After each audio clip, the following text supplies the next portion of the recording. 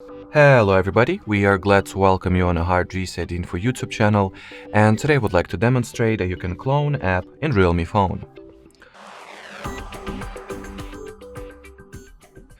So first of all, make sure that the app that you would like to create a copy of is, supported by the app cloner feature.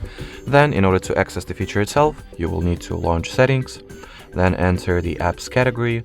In here you'll find the designated app cloner page, so go for it. In here, you will need to perhaps turn it on by tapping at the switch that you will have at the top right corner of your screen. You should have enable app cloner text or something like that. Then find the app that you would like to clone or copy from the list, tap on it, then turn on the create app clone toggle, wait for the system to, create a clone. Then you can set a custom title or name for the copied instance of the app. So let's say I'll name it Skynet.